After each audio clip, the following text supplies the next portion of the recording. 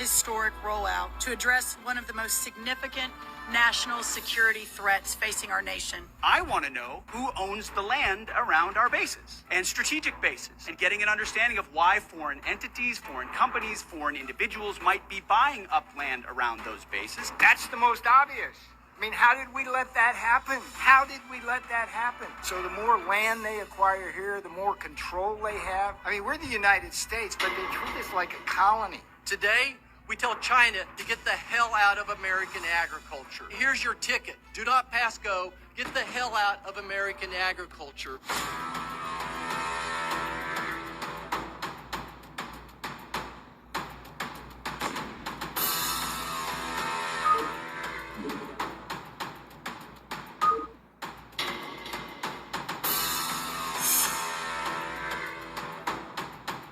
This is just China-owned. This is not other countries of concern owned, such as North Korea, Russia, Iran, and others. You can see that a lot of those, the red blocks, are actual military bases. And ultimately, when we're talking about national security, that is, I think, the number one concern. But this is so serious an issue. We are indeed in a new world where kinetic warfare is not the first choice of our rivals anymore. Acquiring our supply chain in agriculture. It's setting up spy shops on land next to military bases. We seem so naive.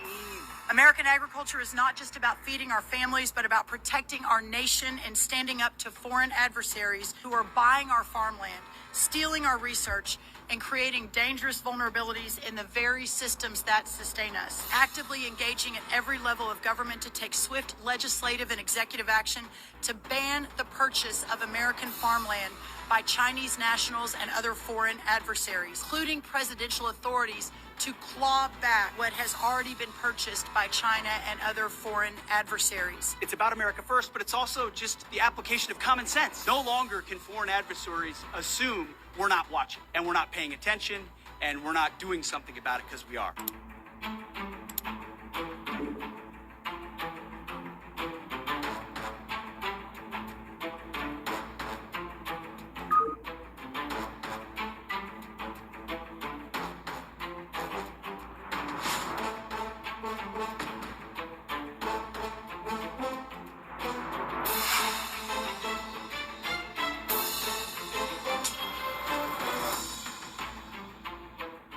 We charged 2 Chinese nationals for attempting to smuggle potential agro-terrorism weapons into the United States. Both of them have ties to the CCP. Just days later, we arrested another Chinese citizen for sending packages of concealed biological materials into the United States. It's going to stop. Do you remember when they arrested the Chinese spies on the Iowa farmland? Y'all remember that? Well, if they're owning the farmland, they have access to all of they're going to get the seeds that way too. China consumes 50% of the pork in the world. Did you know this? If you could imagine a COVID-like virus made in a laboratory in Wuhan, China, that could infect all the hogs of the world, but you had an mRNA vaccine that could protect your own hogs, what would that do to our world's food supply? I think that's the biggest active threat that I see is bioterrorism. That a lot of people said, well, look at the red states are the ones leading the way. The red states are the ones that are banning